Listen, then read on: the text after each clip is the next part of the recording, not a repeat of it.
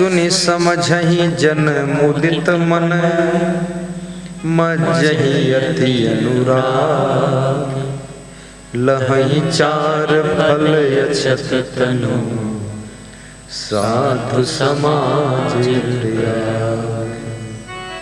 मानस की चौपाई है कि जो लोग मुदित मन से सुनते हैं और समझते हैं, अत्यंत प्रेम के साथ सत्संग की गंगा में, सत्संग के प्रयागराज में स्नान करते हैं, उनको चार फलों की प्राप्ति होती है: अर्थ, धर्म, काम और मोक्ष।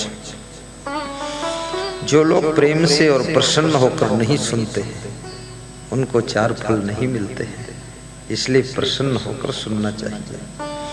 सुनि समझहि जन मुदित मन, मज्जहि अति अनुराग। लहहि चार फल अछत तनु, साधु समाज प्रयाग। मानस में साधु समाज को प्रयागराज कहा गया है। एक तो प्रयागराज उत्तर प्रदेश में है, जहाँ गंगा जमुना सरस्वती का त्रिवेणी संगम है, जहाँ लोग मरने के बाद भी अस्थियों की फूल प्रवाहित करने जाते हैं। लेकिन दूसरा प्रयागराज तुलसीदास कहते हैं कि सबको तारने वाला प्रयागराज सत्संग है। मुदु मंगलमय संते समाजु, जो जग जंगम तीरथ राजू।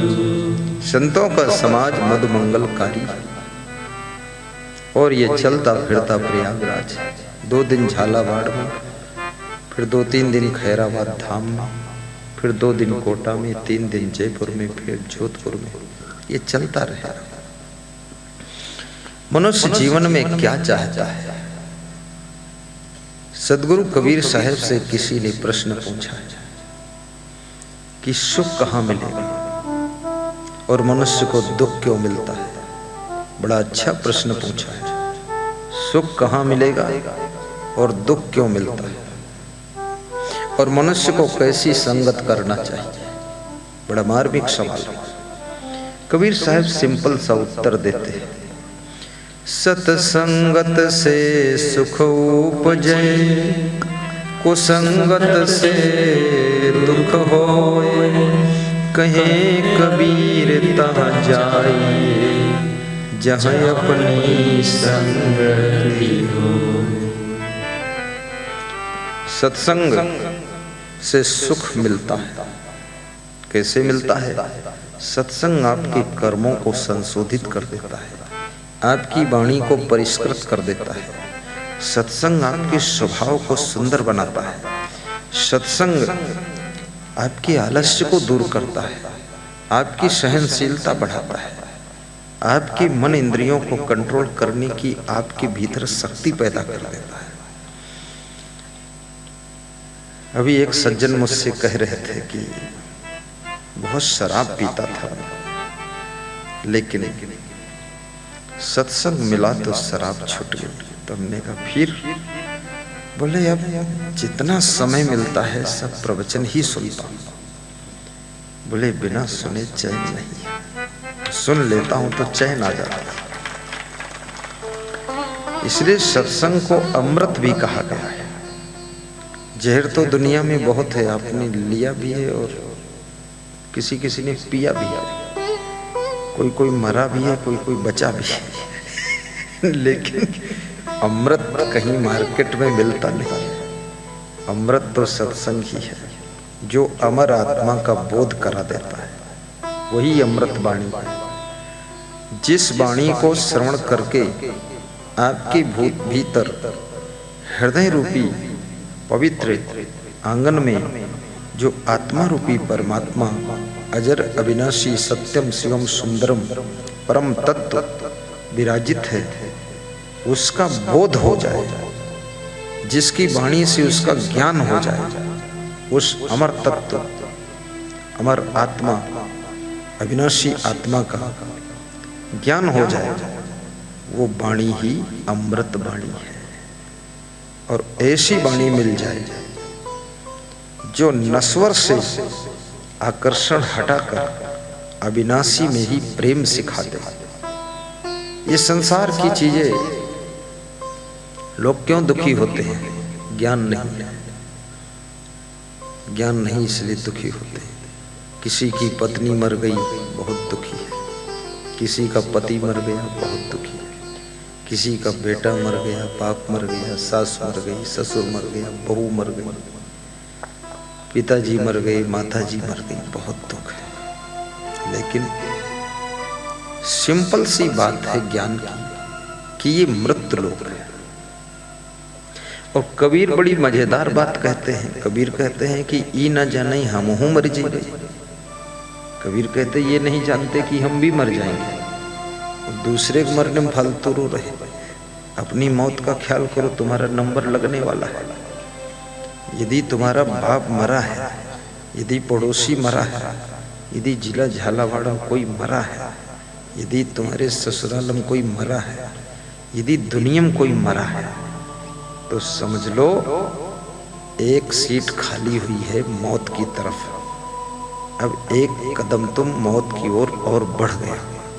तुम क्यों में खड़े हो? मृत्यु के क्यों में खड़े हो? मौत की लाइन में खड़े हो, मरने की पंक्ति में खड़े हो।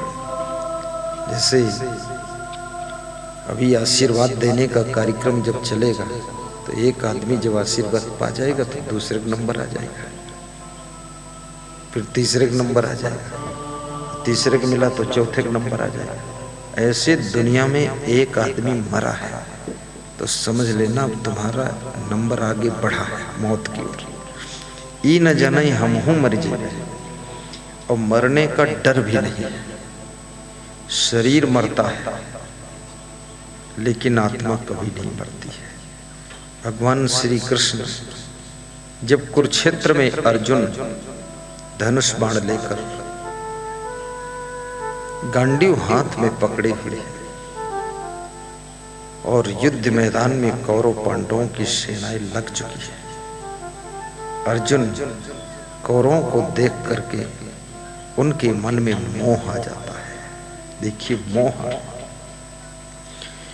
परिवार में तनाव बढ़ते बढ़ते युद्ध की स्थिति खड़ी हो गई।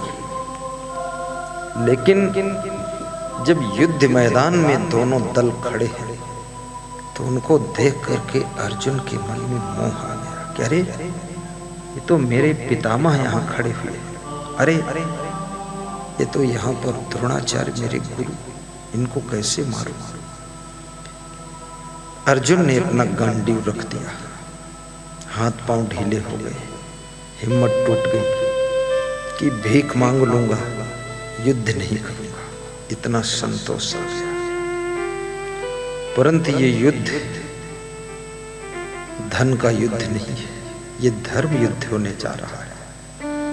एक तरफ अधर्म खड़ा है, अधर्म का रूप दुर्योधन है, दूसरी तरफ धर्म खड़ा है, धर्म का रूप अर्जुन है, और बीच में कृष्ण भगवान खड़े हैं।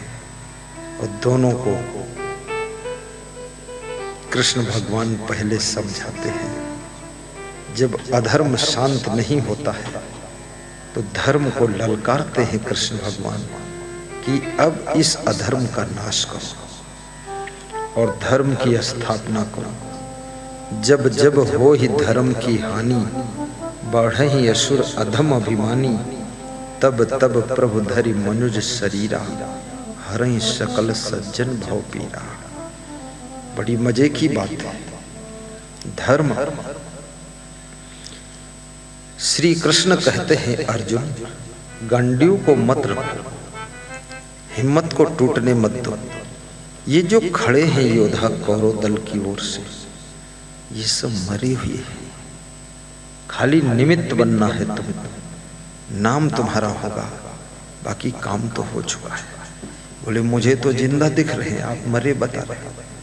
तो कृष्ण भगवान ने विराट रूप दिखाया, कहा देखो सब मरे पड़े, ये मृत लोक है। यहाँ जो जिंदा है वो मरने की तैयारी में है, और जो मर चुके हैं वो जन्म लेने की तैयारी में है। ये क्रम चलता है, चक्रव्यूह है। परिवर्तन चक्र है।